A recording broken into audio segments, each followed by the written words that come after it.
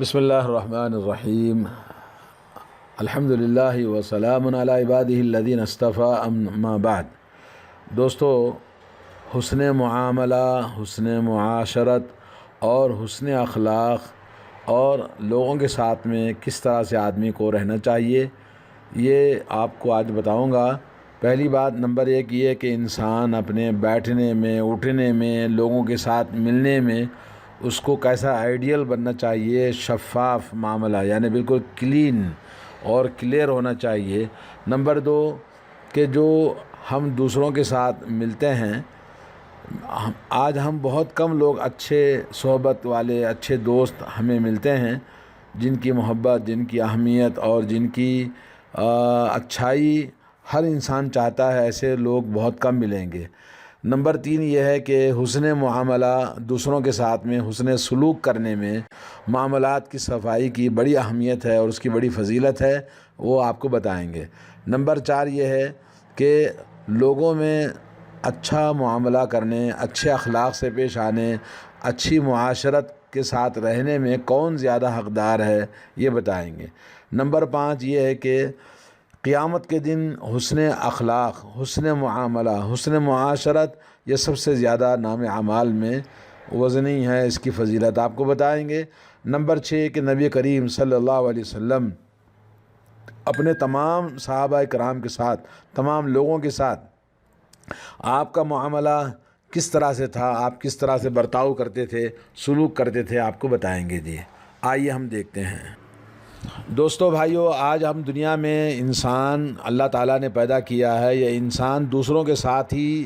مل کر جی سکتا ہے، اکیلا نہیں رہ سکتا ہے، اور اکیلا لوگوں کے ساتھ کٹ کر لوگوں سے الگ تھلگ جینا اس کے لیے مشکل ہو جاتا ہے، اور نہ لوگوں سے وہ دور رہ سکتا ہے۔ اور انسان کو انسان اسی لیے کہا گیا کہ وہ دوسروں کے ساتھ مل کر انسیت مانوس اور خود بھی مانوس ہوتا ہے، دوسروں کو بھی مانوس کرتا ہے، اور انسیت اور محبت کی وجہ سے انسان کہا گیا ہے۔ اور یہ بالکل واضح ہے اور واقعی طور پر یہ کہ کوئی بھی انسان جب تک اس کے اندر اچھی معاشرت اور اچھی مصاحبت نہیں ہوتی ہے، وہ انسان کامیاب نہیں ہے۔ ایسے لوگ آپ کو بہت کم ملیں گے، 100 میں ایک ملنا مشکل ہے۔ اور ایسے لوگ جو لوگوں کے اندر ہم ڈھونڈیں گے، جیسا کہ صحیح بخاری میں، صحیح بخاری کی حدیث میں عبداللہ بن عمر رضی اللہ تعالیٰ عنہ فرماتے ہیں، رسول کریم صلی اللہ علیہ وسلم نے فرمایا، انما الناس کالابل المئۃ لا تکاد تجد فیہا راحلۃ۔ فرمایا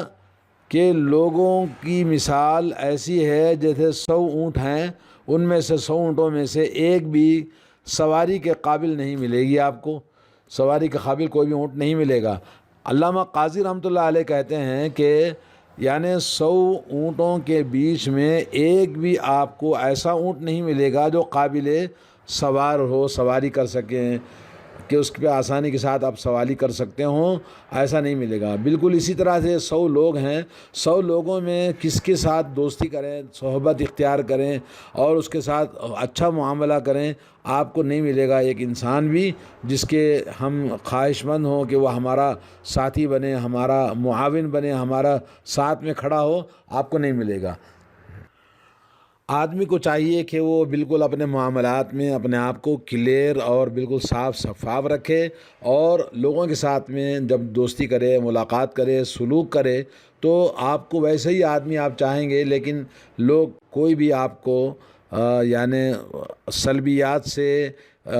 نگیٹو سے خالی کوئی انسان نہیں ہے۔ ہر انسان کے اندر اچھائیاں ہیں تو کچھ برائیاں ضرور ہوتی ہیں، لیکن انسانوں کے اندر فرق ہوتا ہے، کسی کے اندر اچھائی زیادہ ہوتی ہے تو کسی کے اندر شر اور برائی زیادہ ہوتی ہے۔ تو لوگوں میں سب سے اچھا وہ انسان ہے جو اپنے لوگوں کے ساتھ میں، اپنے ساتھی کے ساتھ میں اچھے اخلاق کا معاملہ کرے۔ اور آج یہی بات آپ کو بتانے کے لیے آپ کے سامنے یہ باتیں سنائی جا رہی ہیں، اور اللہ رب العالمین نے سب سے پہلے ہمیں یہ فرمایا کہ ہم حسن معاملہ لوگوں کے ساتھ ہر چیز میں اپنی زندگی کے گوشے میں اختیار کرنا۔ اللہ تعالیٰ کے ارشاد ہے، وَأَحْسِنُوا إِنَّ اللَّهَ يُحِبُّ الْمُحْسِنِينَ۔ لوگوں ہر ایک کے ساتھ میں حسن معاملہ کرو، بے شک اللہ حسن معاملہ کرنے والوں سے محبت کرتا ہے۔ یہ کچھ دلائل آپ کو سناتے ہیں۔ سب سے پہلے حسن معاملات، دوسروں کے ساتھ میں اچھا سلوک کرنے سے، اچھے معاملات کو صاف رکھنے سے جنت کا حصول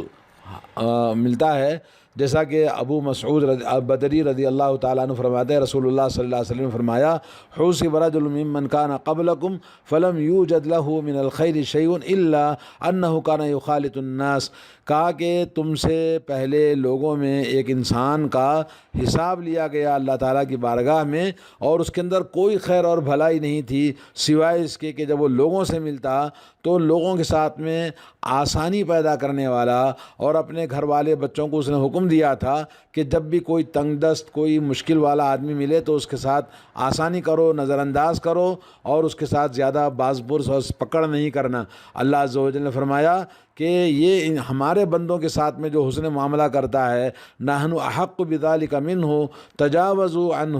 اللہ نے کہا کہ ہم زیادہ حقدار ہیں اس کی نیکیوں کے مقابلے میں، اس لیے اس نے ہمارے بندوں کے ساتھ نظر انداز کیا، تجاوز کر دیا، ان کو معاف کر دیا تو ہم اس کو معاف کر دیتے ہیں۔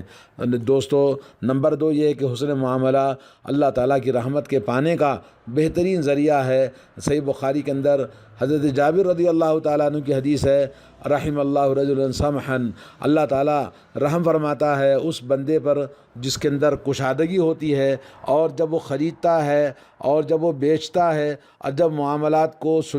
ختم کرتا ہے تو بالکل فراخ دلی کے ساتھ میں لوگوں کے ساتھ معاملہ کرتا ہے، تو یہ اللہ تعالیٰ کی رحمت اس کے ساتھ اللہ تعالیٰ رحمت فرماتا ہے۔ اور نمبر 3 حسن معاملہ، حسن معاشرت اور حسن سلوک کا فائدہ یہ ہے کہ بندہ اگرچہ کہ تھوڑا ہی کیوں نہ ہو اور لوگوں کی نگاہ میں وہ چیز حقیر ہی کیوں نہ ہو، لیکن اللہ رب العالمین کے پاس اس کا بڑا ہی مقام، بڑا ہی درجہ ہوتا ہے۔ جیسا کہ صحیح مسلم میں حضرت ابو ذر غفاری رضی اللہ تعالیٰ عنہ فرماتے ہیں، رسول کریم صلی اللہ علیہ وسلم نے فرمایا، لا تحقرن من المعروف شیئا، کہ نیکی کے کسی بھی کام کو حقیر نہ سمجھا کرو، اگرچہ کہ تم اپنے بھائی کے ساتھ میں ان تلقا اخاک بوجہ طلق، صرف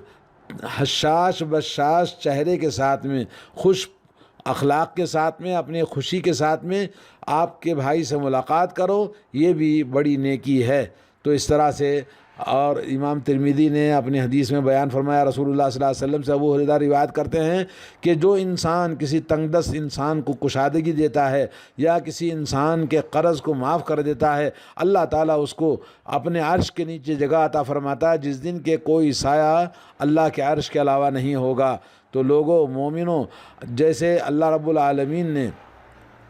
سب سے پہلے ہمیں حکم دیا ہے کہ حسن معاشرہ، حسن معاشرت اور حسن سلوک کرنے کا ہمارے سب سے پہلے حقدار والدین ہیں۔ والدین جن کے بارے میں اللہ نے اپنے عبادت کا حکم اپنے حق کے ساتھ میں ان کا حق بیان کیا ہے۔ قرآن مجید میں 5 مقامات پر اپنے حکم کے ساتھ، اپنے عبادت کے حکم، توحید کے ساتھ میں والدین کے ساتھ حسن سلوک کرنے کا حکم دیا۔ اللہ فرماتے ہیں، وَقَضَىٰ رَبُّكَ أَلَّا تَعْبُدُوا إِلَّا إِيَّاهُ وَبِالْوَالِدَيْنِ إِحْسَانًا، تمہارے رب نے فیصلہ کر دیا کہ تم اللہ وحدہ لا شریک کی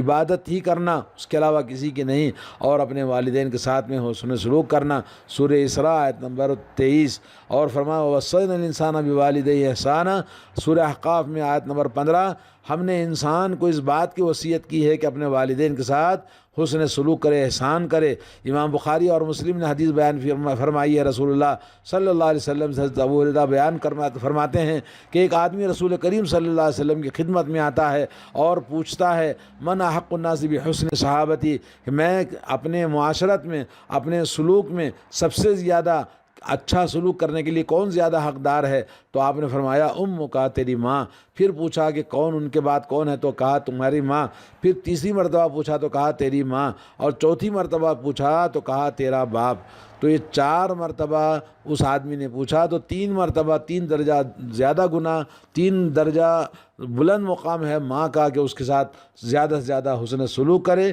جبکہ آج معاشرے میں ماں کے ساتھ میں بہت زیادہ بد سلوکی اور بد اخلاقی اور بری معاشرت کے ساتھ ماں ساری زندگی روتی ہے اپنے اولاد کے لیے جو ان کے ساتھ برا سلوک کرتے ہیں۔ لا حول ولا قوت الا باللہ۔ والدین کے بعد میں سب سے زیادہ حقدار جن کے ساتھ ہم اچھائی کا معاملہ کریں، برتاؤ کریں، ہیں وہ ہے بیوی اور اہل و عیال اور ہماری اولاد۔ جیسا کہ ترمذی کے اندر حدیث حضرت عائشہ رضی اللہ تعالیٰ عنہ فرماتی ہیں کہ خیرکم لأہلہ وانا خیرکم لأہلی، میں تم میں لوگوں میں سب سے زیادہ بہترین آدمی وہ ہے جو اپنے گھر والوں کے ساتھ میں بہترین سلوک کرتا ہے، اور مجھے دیکھو کہ میں اپنے گھر والوں کے لیے بہترین انسان ہوں، بہت زیادہ اچھا سلوک کرتا ہوں۔ علامہ مناوی